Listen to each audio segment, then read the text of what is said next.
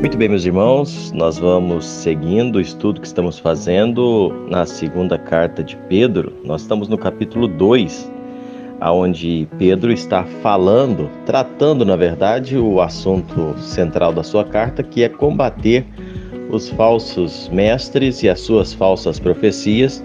A partir do versículo 10, Pedro vem falando da conduta pervertida destes falsos mestres e destacando alguns pecados que eram características da vida dessas pessoas verdadeiramente depravadas. Nós vemos no versículo 10 e 11, quando Pedro levanta a questão do pecado da maledicência, falando que eram pessoas insubmissas, insubordinadas. Nós falamos no versículo 12, quando Pedro vai falando do pecado da blasfêmia. Eram pessoas que blasfemavam contra Deus, contra a sua palavra, contra aqueles que preservavam, que cuidavam da sã doutrina. Quando nós seguimos aqui no texto, e é onde vamos abordar no nosso estudo de hoje, Pedro vai tratar o pecado do adultério, versículos 13 e 14. O apóstolo Pedro, ele aprofunda ainda mais na descrição da vida adúltera desses libertinos hereges, poderia usar essa expressão. A palavra de Deus diz assim, a parte B do versículo 13 e versículo 14, considerando como prazer a sua luxúria carnal em pleno dia, quais nódoas e deformidades eles se regalam nas suas próprias mistificações, enquanto banqueteiam junto convosco, tendo os olhos cheios de adultério e insaciáveis no pecado, engodando almas inconstantes, tendo o coração exercitado na avareza e filhos malditos. Pedro usa as palavras duras aqui para descrever a forma de vida desses homens. Os falsos mestres, eles não eram apenas adúlteros, mas eles eram desenvergonhados, né? Pessoas que não tinham vergonha da vida que praticavam nem que viviam. Eles praticavam suas imoralidades à luz do dia. Eles viviam abertamente na prática desta luxúria carnal. E Pedro vai escancarando isso. Eles viviam nas suas práticas imundas e ainda sobre, o manto das suas mistificações. Então, por serem religiosos, considerados homens místicos, sábios, eles ocultavam e tentavam mascarar, as suas condutas de vida. E Pedro vai colocando isso. O pecado normalmente se comete às escondidas, As pessoas procuram, a deixar na escuridão os seus pecados. O próprio Paulo escreve, quando ele estava tratando desse assunto, 1 Tessalonicenses 5 e 7, ele diz, os que embriagam, é de noite que se embriagam, Falando da prática do pecado no oculto. Sabemos que de Deus não se esconde, mas tenta se esconder das pessoas. Mas essas pessoas que Pedro destaca aqui, nem isso eles se preocupavam. Eles desprezavam todas as normas de comportamento. E eles se entregavam a essa lascívia até mesmo durante o dia. E o pior, eles conseguiam infiltrar-se no meio da igreja e até participavam das festas de comunhão. Mas qual que era o interesse deles? Era de se aproveitar das pessoas inconstantes e arrastá-las para a cama do adultério, roubando-lhes a honra e os bens. A expressão engodando almas inconstantes representa a imagem de um pescador colocando uma isca no anzol, um caçador colocando um chamariz numa armadilha. As pessoas que mordem a isca que os falsos mestres oferecem têm as suas almas inconstantes. E é isso que Pedro diz. Amados irmãos, como nós vemos isso acontecendo de forma sorrateira no meio cristão hoje. Pessoas que se infiltram nas igrejas, e a gente fala isso de forma lamentável, que se infiltram nas igrejas, participam de festas, de comunhão, parecendo cristãos, mas na verdade estão ali para levar outros, para enganar, para derrubar. Isso é triste, e mais triste ainda quando esses personagens, eles vêm mascarados de liderança, eles vêm mascarados de mestres. E, lamentavelmente, nós temos presenciado nos nossos dias pessoas agindo dessa forma.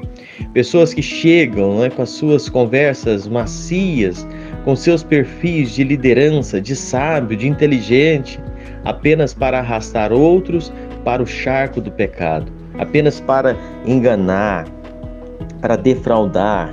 E Pedro está aqui usando essas expressões para poder desmascarar, para poder apontar essas pessoas, os falsos mestres.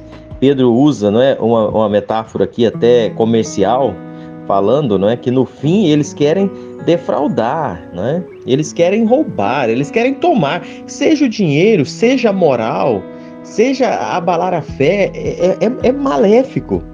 E nós precisamos estar atentos a isso.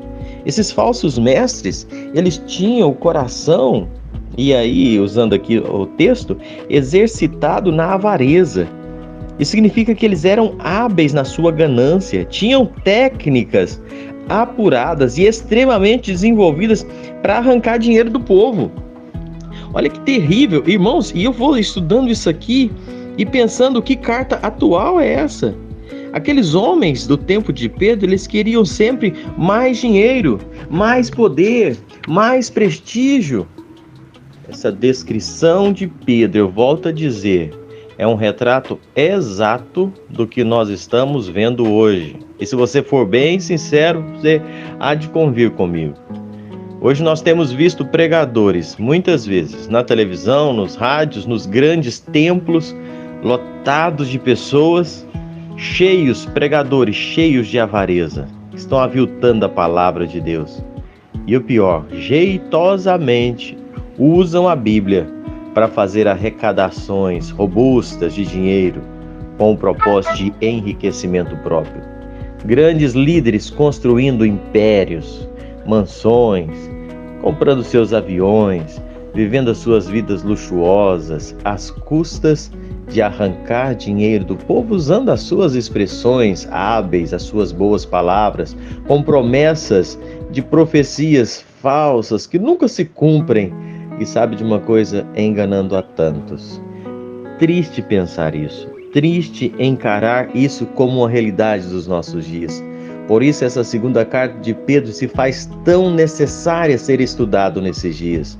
Para que nós possamos ser sábios, estarmos de sobreaviso, para não cairmos no engodo desses falsos mestres, desses falsos pregadores que usam a própria palavra para enganar, para encobrir muitas vezes as suas vidas fúteis, pecaminosas, os seus interesses perniciosos, apenas para enganar e atrapalhar. Meus irmãos, como nós precisamos de sabedoria, como nós precisamos de cuidado. Eu quero só rapidamente ler o 15 e o 16, onde Pedro destaca mais um pecado, o pecado da apostasia. No versículo 15 e 16, diz assim: abandonando o reto caminho, se extraviaram, seguindo pelo caminho de Balaão, filho de Beor, que amou o prêmio da injustiça. Recebeu, porém, castigo de sua transgressão, a saber, um mudo animal de carga, falando com a voz humana, refreou a insensatez do profeta. Esses falsos mestres, eles saíam de dentro da igreja. Atos 20 e 30 fala, 1 João 2 e 19. E isso é sério. E você pode olhar, meus irmãos, a grande maioria desses hoje, trazendo para a nossa realidade, desses falsos mestres, você vai ver que todos eles tiveram um princípio em uma igreja, foram criados dentro de uma igreja local muitas vezes, tiveram um ensinamento. Mas o que eles fizeram? Eles saíram dali. Eles abandonaram o reto caminho e se extraviaram. Isso, na verdade, podemos usar a expressão bíblica, eles apostataram da fé. Eles venderam a sua consciência. Quantos pregadores? Eu conheço vários famosos aí, que se você pegar há 10, 15 anos atrás, eram homens sérios, que falavam do evangelho, pregavam Cristo, e hoje estão totalmente desviados da palavra. Sabe, hoje negociam a verdade em troca de dinheiro. Tornaram-se verdadeiros profetas de Balaão, aquele profeta que, por amor ao lucro, ensinou os inimigos de Deus a seduzirem Israel por meio de relacionamentos ilícitos. Os falsos mestres estão dispostos a usar qualquer expediente para arrecadar dinheiro, ainda que isso custe a levar o povo ao pecado. Concordo com o escritor R.C. Sproul quando ele diz que Pedro não está descrevendo aqui os pagãos, mas os apóstatas. Apóstata é aquele que um dia fez uma profissão de fé no meio do povo de Deus, mas na verdade nunca se converteu. Junta-se à igreja por outro tipo de razão, infelizmente, exceto a razão certa. Mas lembremos, mais cedo ou mais tarde, ele sairá da igreja e vai tentar arrastar atrás de si fiéis. E a Bíblia diz, Atos 20 e 30, 1 João 2 e 19. E a gente presencia isso, né, irmãos? Infelizmente, muitas pessoas que até dentro da igreja se passam por crentes, se passam por convertidos, dizem que aceitou Jesus, até mesmo se batizam. Outros até assumem cargos de liderança, mas cedo ou mais tarde saem da igreja, ainda querem levar outros e infelizmente muitas vezes conseguem nas suas conversinhas, né? Chamam um aqui, falam uma coisa, chama outro ali, fala outra coisa, coloca na cabeça de um, na cabeça de outro as suas ideias e arrastam muitos para fora da igreja, para fora do caminho da fé e causam um grande estrago no meio do povo de Deus.